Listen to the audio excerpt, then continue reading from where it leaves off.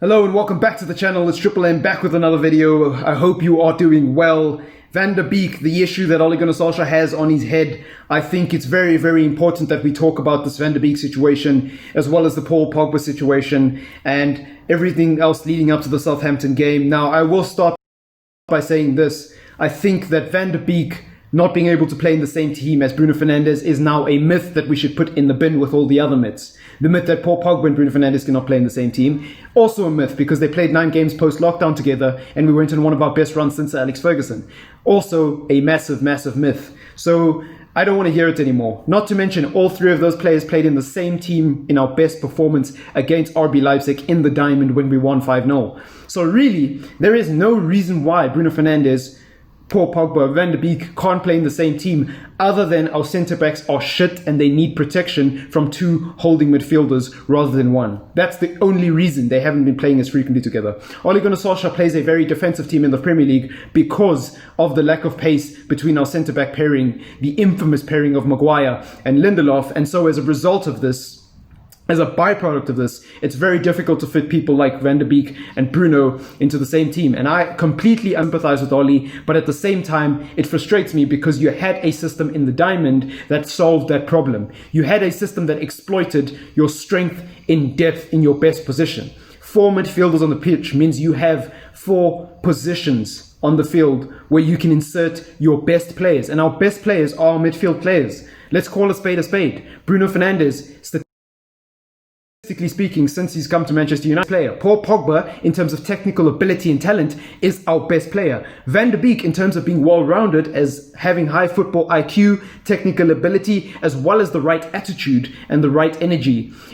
He's like a combination of Paul Pogba and Bruno Fernandes into one footballer, metaphorically speaking. So we have 3 really good players, and our best 3 players are probably our midfield players. Now, obviously, Rashford is also one of our best players, but I don't think Rashford is I don't think he's that technically gifted. I think he has very good elements to his technical game. Like he can hit a shot from 40 yards out, which is pretty good. He can get past the man here and there, but I think he's more of a flair player and less of a consistently good technical footballer. And I think he needs to work on simplifying his game. But that's neither here nor there. That's a topic for another day. My point is, what I'm trying to get at with this video is Ole Gunnar Solskjaer needs to find a way of putting Van der Beek into the team alongside Bruno Fernandes.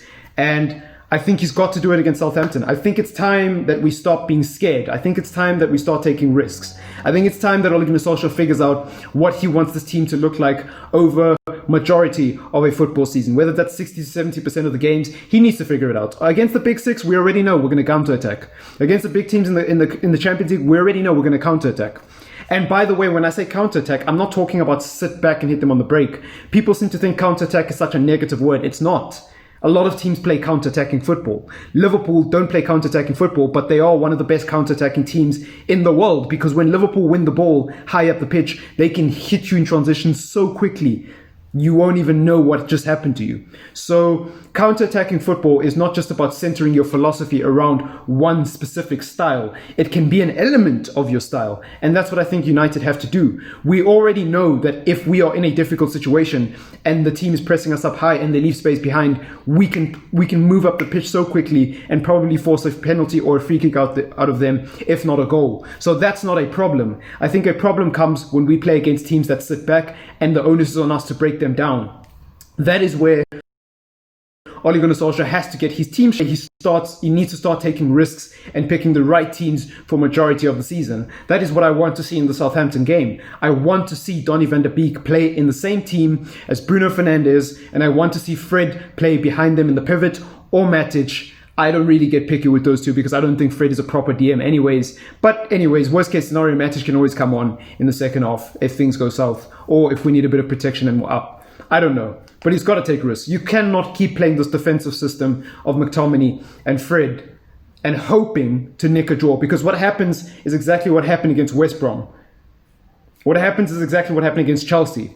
What happens is exactly what happens against teams like Arsenal, where you sit back. Well, you don't really sit back, but even when we have the ball, we can't do anything because we don't have the creativity to unlock the defense. Everybody knows our main man is Bruno Fernandes. Everybody knows he's a 10. And the problem with playing with a number 10 in the modern game of football is it's so easy to predict because everything goes through the middle. So if you just saw Bruno Fernandes, you force everyone to either play long balls over the top or play sideways passes. And that is what we are known for. Sideways passes FC. We cannot be sideways passes FC anymore. We need to find a way of, if we're going to play Fred and McTominay, or if we're going to play Fred and Matic in a holding role, we need to find a way of getting around the defense rather than going straight through Bruno all the time. That's the only way it will work, and I don't think Ole Gunnar Solskjaer has the technical skill to do that, to pull that off as a coach. I don't think he does. So I think he's got to take risks. I think he's got to go with the system where he just says, you know what, boys, for the first half an hour, go gun-ho, go for it. Just go for it.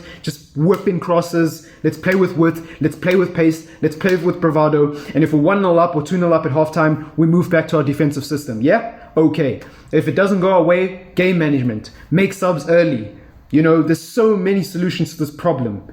I don't understand why he's so scared. He's been in this job for a year now. Well, actually nearly 2 years, actually. He's got third. He's shown that he can beat some of the biggest teams in Europe. He now needs to do it against the small teams. That is all I want to see from the Southampton game. But anyways, I hope you did enjoy that one. There was a bit of a rant from your boy TripleM. I hope you're doing well. Don't forget to hit that like button. Don't forget to subscribe to the channel if you are new. And of course, we will catch you in the next one. Peace out.